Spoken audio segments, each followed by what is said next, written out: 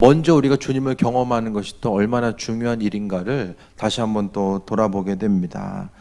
그래서 오늘 말씀을 통하여서 자신은 예수 그리스도의 고난의 증인, 주님이 이 땅에서 어떻게 고난당하셨는지를 보았고 그것에 대해서 증인이다라고 하는 거.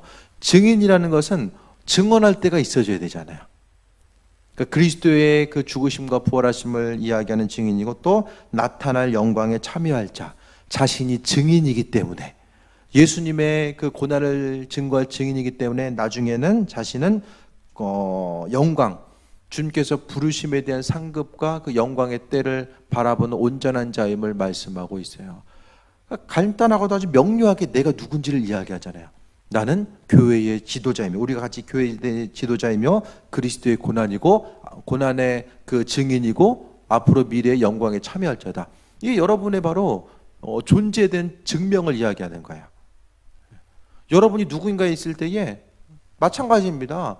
나는 교회에 하나님께서 불러주시고 일꾼으로 불러주시고 또 그리스도의 복음의 증인이며 또 나 자신을 하나님께서 나중에 영광의 때에 축복의 자리로 이끄실 온전한 자다라는 사실이 바로 여러분이 가지고 있는 신앙의 고백이 될 수도 있고 내가 누구인지를 분명하게 이야기하고 있는 것입니다. 다른 사람이 당신 뭐 하는 사람이야 하고 물어봤을 때에 김창희 집사님 거성유통 사장입니다. 딱 이거보다는 본질적으로는 여기 오늘 5장 그 1절에 나와 있는 이 한 구절이 우리의 삶을 대표하는 거. 물론 누가 물어봤을 때 이렇게 얘기하면 좀 뜬금없이 받아들일 수도 있어요. 그런데 어쨌든 나 자신에 대한 그 존재 이유 자체는 이 본문 5장 1절의 9절 자체를 통해서 내가 누구인지를 분명히 알고 있어야 돼요. 구월동에 존재하는 누구누구. 그거보다는 오늘 본문의 말씀처럼 이와 같은 내용이 중요하잖아요. 옛날에는 구월동 산다고 그러면 뭔가 조금 그랬어요. 그렇죠? 어디 사냐 물어봤을 때 구월동 사라고 그러면 조금 구월동에 대한 이미지가 좀 그랬잖아요. 그런데 이제는 확 달라졌어요. 많이 좋아졌어요. 그 친구 목사님이 연수동하고 옥년동에 경계에 있는데 거기도 힘들다고 그러더라고요. 구월동에 비해서 거기도 많이 조금 이제 힘든 분들이 모인 곳이다라고 이제 얘기를 하는데 어쨌든 구월동이 많이 좋아졌어요. 하지만은 우리가 어디서 무엇 하든지 간에 우리 존재 자체에 대해서 이야기할 때는 오늘 5장 1절의 내용이 아주 중요한 핵심적인 내용이 아닌가 생각하게 됩니다. 그랬을 때 이제 2절부터는 장로로서 교회 리더로서 행할 바가 무엇인지 어떤 삶을 어떻게 나가야 되는지 주님의 그 거룩하신 일, 온전하신 일 그러니까 우리가 교회에서 행하는 일을 주님의 일이라고 하잖아요. 그 주님은 누구예요? 창조주 되신 하나님의 아들 되신 하나님의 일을 우리가 맡아서 한다. 일을 맡아서 하려면 자격이 되어야 되잖아요. 그러니까 자격이라는 것은 하나님께서 우리를 믿어주셔서 그분께서 우리에게 자격을 부여해 주셨다는 것을 보게 됩니다. 세상 어떤 일보다도 더 가치 있는 일 바로 주님 맡겨주신 일입니다. 세상 대통령이 맡긴 일보다 훨씬 더 중요한 것이 바로 주님이 내게 맡겨주신 일이라는 거예요. 세상 창조주 되신 그분께서 그분의 일, 그 거룩하고 존귀하신 일을 우리 자신에게 맡겨주셨다는 것 자체가 얼마나 기쁘고 감사한 일인가를 생각해 볼 수 있게 되길 바랍니다. 그래서 일꾼들에게 교회 리더들에게 행할 바가 무엇인지를 5장 2절을 통해서 말씀하고 있는 것은 너희 중에 있는 하나님의 양무리를 치되 억지로 하지 말고 하나님의 뜻을 따라 자원하는 마음으로 하라고 이야기합니다. 그 교회에서 크고 작은 일들을 행했을 때에 중요한 것은 억지로 하면 안 돼요. 저도 어쨌든 목회하면서 마찬가지로 어떤 직분이 주어졌을 때에 그것을 억지로 하면은 피차 유익이 없습니다. 억지로 하면은 그냥 하더라도 하나님 보시기에도 별로 유익함과 기쁨이 없을 것 같아요. 물론 억지로라도 감당하다 보면은 그것이 기쁨으로써 또 스스로의 자질을 찾아가기도 하지만은 또 교회 리더들에게 중요한 것은 억지로 하지 말고 자원함으로 행할 것에 대해서 말씀하고 있습니다. 이제 연말 다가오고 당해가 다가오잖아요. 그러면 이제 좀 제발 좀 시켜서 일하지 말고, 저 정말 이 일에 좀 쓰임 받고 싶습니다. 한 명도 없어요. 예, 십몇 년 있으면서 한 명도 없어요. 전 정말 이 부분에 정말 쓰임 받고 싶습니다. 주님의 일, 주님이 제게 이런 일을 좀 맡겨주신 것 같습니다. 그렇기 때문에 교회에서 저는 이 일에 정말 쓰임 받아야만 합니다. 교회를 감당하면서 리더들은 이러한 것을 말씀하고 있어요. 억지로 하면 안 된다. 교회 자체는 절대로 억지로 하면 안 돼요. 차라리 그냥 없으면 안 하는 게 나아. 억지로 하면 안 돼요.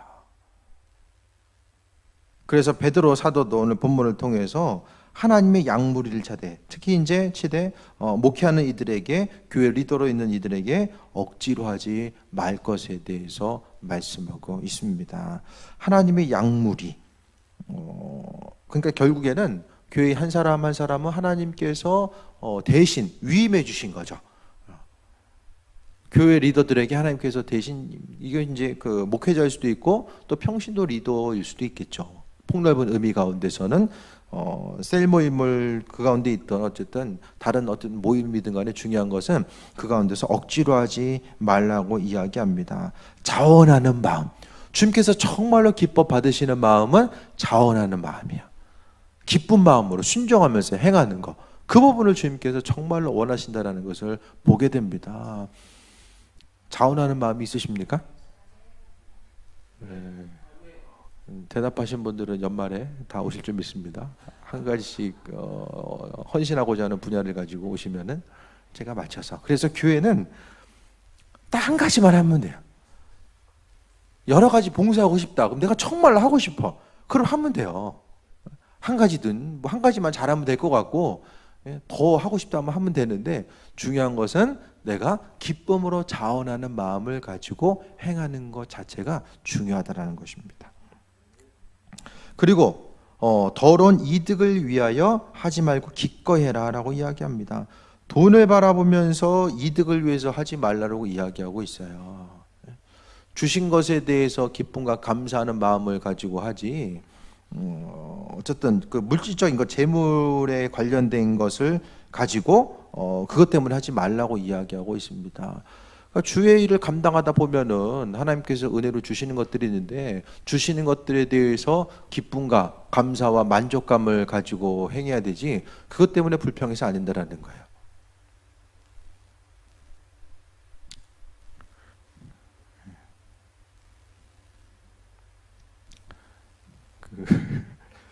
사모님 쳐다보고 계시니까 어쨌든 잠깐 얘기하지만은,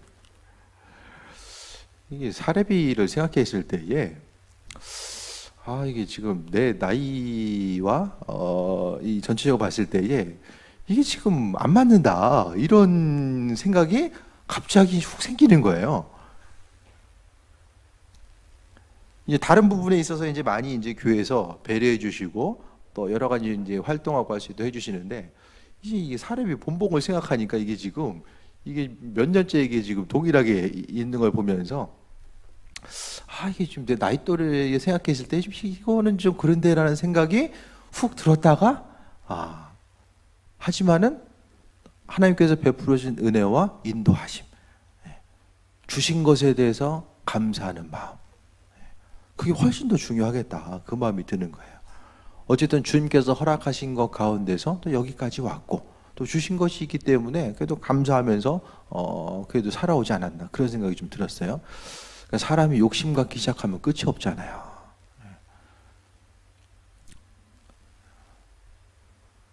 사람이 항상 부족하잖아요. 있으면 있는 대로 부족하고 또 없으면 없는 대로 부족한 것이 우리의 삶의 모습입니다. 특히 교회의 리더자로서 세워졌을 때에 눈에 보이는 것 가운데 이득 따라서 움직이지 말라고 이야기합니다. 교회를 또 움직일 때도 이제 많이 보게 되는 것이 그렇잖아요. 교회의 사이즈가 또 크기가 얼마나 크고 또 얼마나 많이 보이고 또 사례비를 얼마나 또 교회에서 또 드릴 수 있고, 이런 것들에 대해서 보게 되는데, 더 중요한 것은 하나님이 원하시는 자리냐 아니냐, 그것에 대해서 이제 먼저 봐야 되는 것이 오늘 성경적인 의미 가운데 바라봤을 때에 교회 리더들에게, 사역자들에게 분명히 있어져야 될 것이, 이득을 따라서 더러운 이득을 위해서 하지 말고 기꺼이 해라라고 말씀하고 있습니다. 그러니까 사람이 움직이는 것 자체는 어떤 동기부여가 되어야지 움직이잖아요. 동기부여가 어떤 물질적인 것, 재정적인 것이 이제 사람에게 있어서 많은 동기부여가 됩니다. 하지만 그것 때문에 움직이는 것이 아니라 하나님께서 맡겨주신 양무리를 자원하는 마음으로 치고 또 그들 가운데서 믿음으로 또 그들이 승리할 수 있도록 나아갈 것에 대해서 말씀하고 있습니다. 또 3절에 맡은 자들에게 주장하는 자세를 하지 말고 양무리의 본이 되라라고 이야기합니다.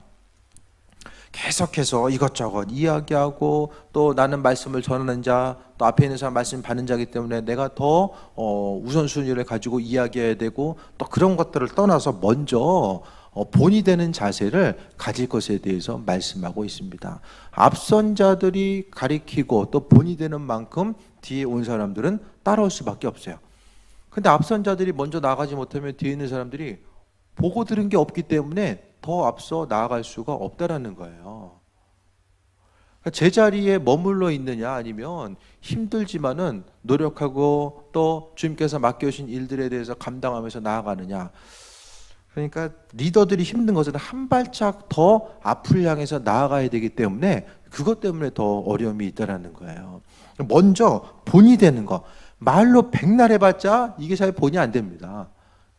말로 하는 것보다는 한번 움직임을 통해서 본이 되는 그 삶의 모습을 이야기하는 거예요. 옳고 그름에 대해서 이야기하고 또 여러 가지 일들에 대해서 어떤 것이 좋고 어떤 것이 나쁘고 말은 누구나 다 할 수 있어요. 그런데 먼저 본이 되는 것은 아무나 할 수 있는 것이 아니기 때문에 오늘 사역자의 자세 가운데서 주장하는 자세, 그것보다는 먼저 본이 되는 자세에 대해서 말씀하고 있습니다.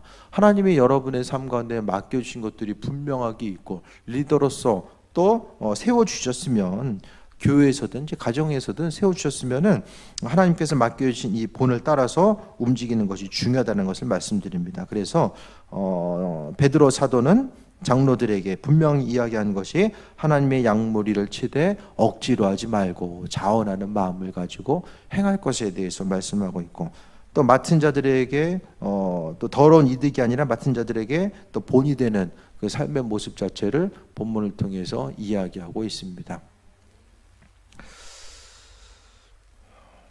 4절 보겠습니다. 그리하면 목자장이 나타나실 때에 시들지 아니하는 영광의 관을 얻으리라라고 이야기합니다.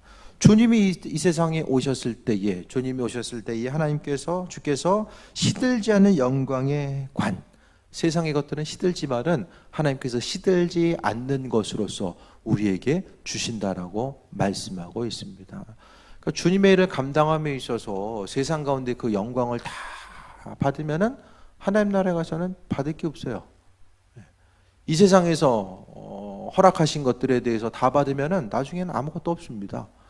하지만은 세상에서의 고난과 어려움이 있다라고 할지라도 주님 주신 것에 대해서 기쁨과 감사하는 마음을 가지고 하루하루 충성된 일꾼으로 자원하는 일꾼으로서 나아가다 보면 하나님이 그 일들 가운데서 세임 허락하시고 또 우리의 삶이 더욱더 주님 은혜 가운데 풍성한 삶을 누릴 수 있다는 것에 대해서 말씀하고 있습니다. 5절 보겠습니다. 젊은 자들아 이와 같이 장로들에게 순종하고 다 서로 겸손으로 허리를 동이라. 하나님은 교만한 자를 대적하시되 겸손한 자들에게는 은혜를 주시느니라. 젊은 자라는 것이 이제 나이가 어린 사람일 수도 있지만은 장로들과 반대편에 있어서 말씀을 받아들이고 또 말씀에 대해서 받아먹는 양의 무리를 오늘 젊은 자들로 이야기하는 것 같습니다. 그래서 장로들에게 순종해라라고 이야기합니다.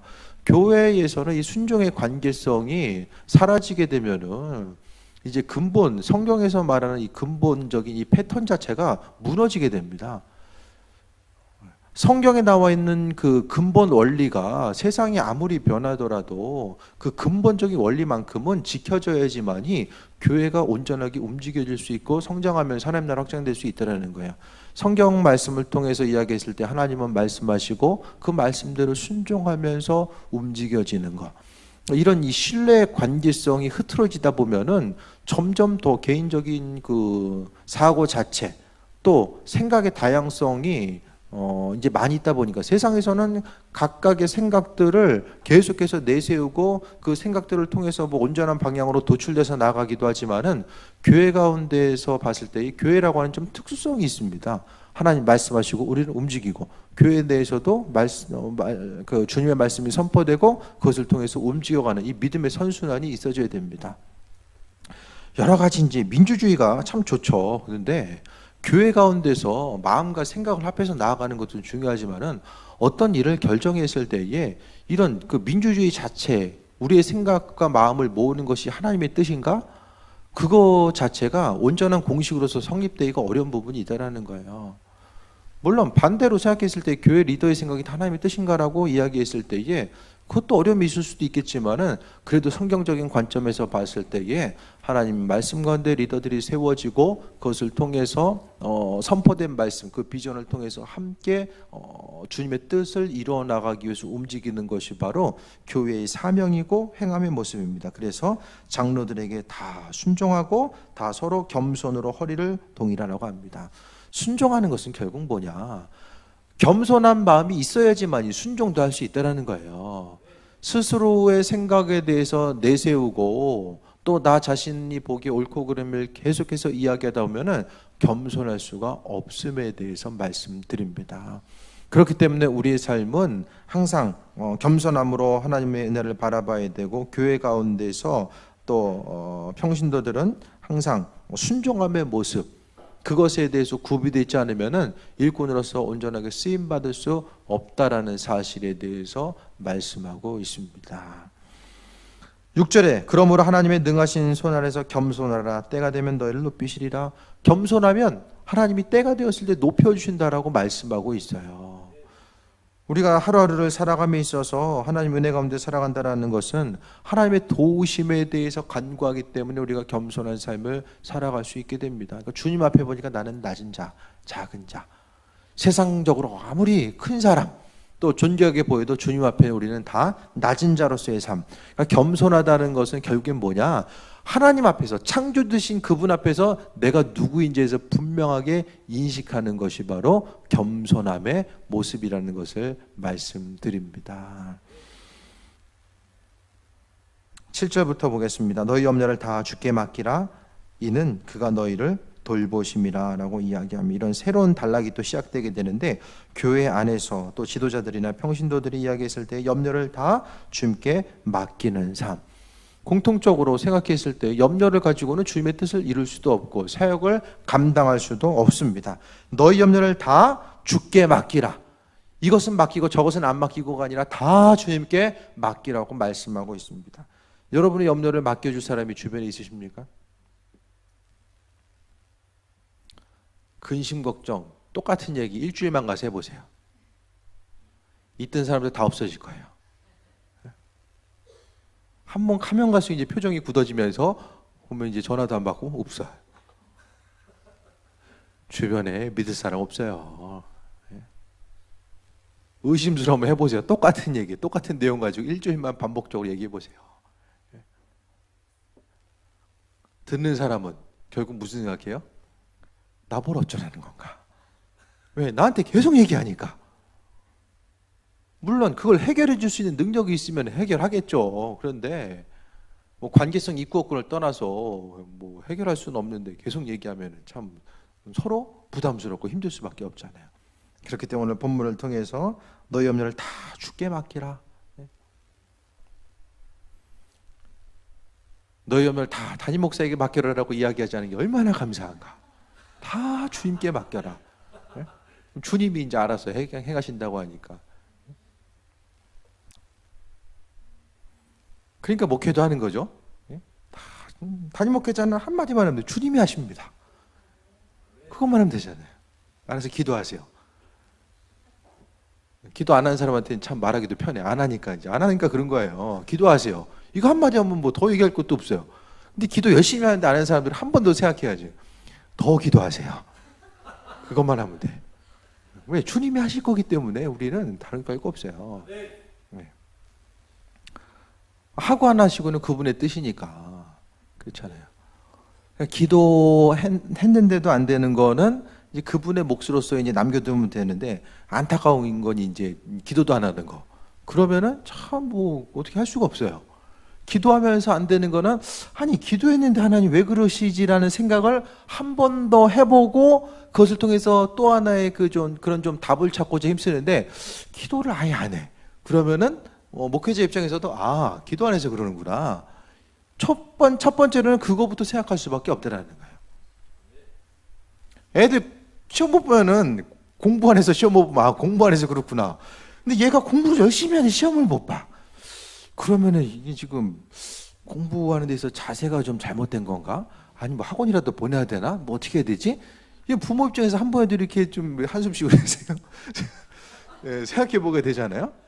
그러니까 이제 마찬가지로 우리가 염려를 다 주께 맡기는 거, 그거는 기도하는 사람들에게 있어서 하나님이 우리에게 허락해 주시는 것이다.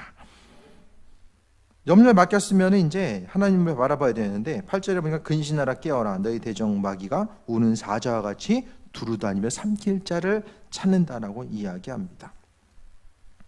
어떤 사람을 찾을까? 염려하는 사람 찾을 거예요.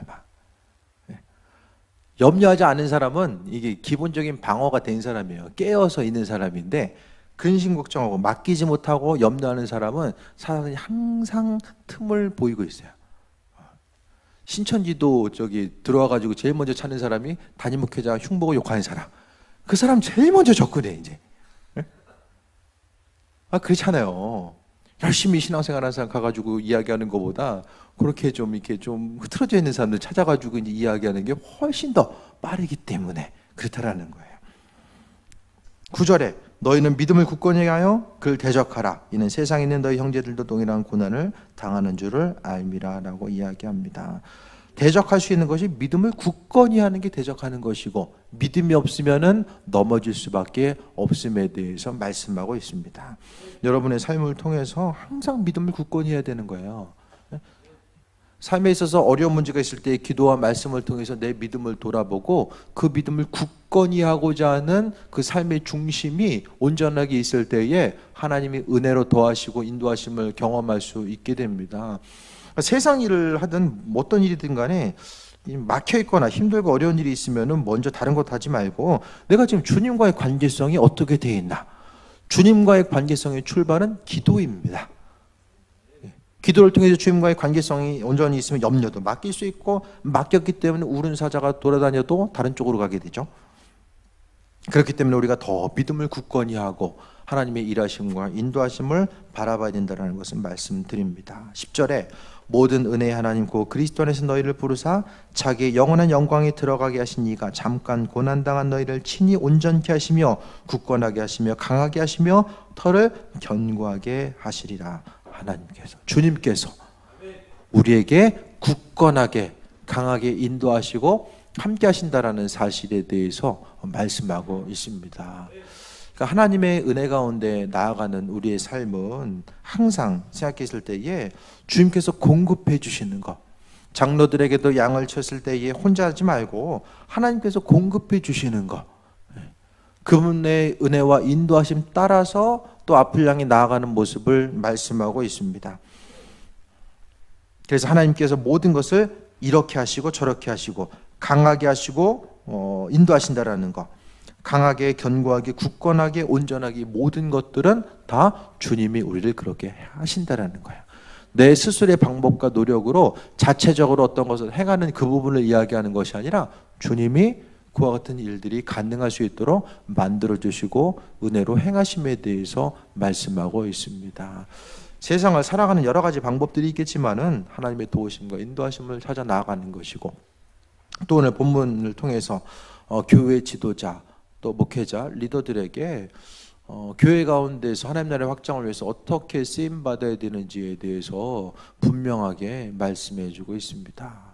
시대가 더 혼탁해지고 그 혼탁함이 교회로 계속해서 물밀듯이 밀려오게 되고, 그것을 통해서 교회에서의 관계성이 깨지게 되고 하나님의 뜻보다는 한 사람들의 생각이 우선시되어서 교회 가운데 하나님의 뜻이 이루어지지 못하는 여러 가지 또 문제들이 계속해서 발생하는 이때에 우리가 정말로 근신해서 깨어 있어서 하나님의 일들, 정말로 겸손함으로 주님을 바라보지 못하면 그 맡겨진 일들에 대해서 우리가 감당할 수 없다라는 것을 오늘 본문을 통해서도 볼 수 있게 됩니다.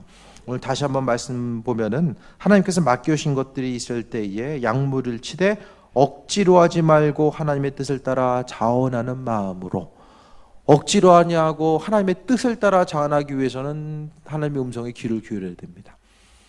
목회자든 평신도든 가장 기본적인 것은 주님의 음성에 귀를 기울일 수 있고 그분의 뜻이 무엇인지를 깨달아 알 수 있는 그 부분이 먼저 선행되어야 된다는 것을 말씀드립니다. 온전한 방향으로 열심히 가야죠. 내가 하고 싶은 것과 하나님이 맡기신 것들이 일치할 수도 있지만은 이게 좀 다른 방향으로 갈 수도 있거든요. 그때에 내가 하고 싶은 것보다는 주님의 이끄심 따라 나가다 보면 풍성한 열매들이 더 미쳐질 수 있습니다. 주님 주시는 것들 내가 좋아해서 하는데 이거 하면 할수록 힘만 드네? 그러면은 정말 하나님께서 내게 맡겨주신 일인가에 대해서 한 번 더 좀 생각해 볼 필요가 있어요. 그리고 어떤 다른 이득, 눈에 보이는 어떤 이득을 위해서 주의 일을 감당하지 말고 가장 중요한 것은 그 양의 무리의 본이 되라고 이야기하는 것. 리더의 역할은 어디서 무엇이든지 간에 항상 본이 되는 역할이라는 것이 바로 리더의 역할입니다. 하나님은 여러분 한 사람 한 사람을 먼저 불러주신 것은 나중 믿는 이들에게 또 본이 되는 그 온전한 삶의 모습 자체를 주님이 원하셨다는 것에 대해서 볼 수 있게 됩니다. 하나님께서 맡겨주신 일들, 그러니까 준비되면 준비된 만큼 하나님께서는 더 사용해 주세요. 주의 일에 존귀하게 쓰임 받고 싶고 또 인도하심 따라 나아가고 싶은 그 마음의 결단이 있으면 더 준비하시길 바랍니다.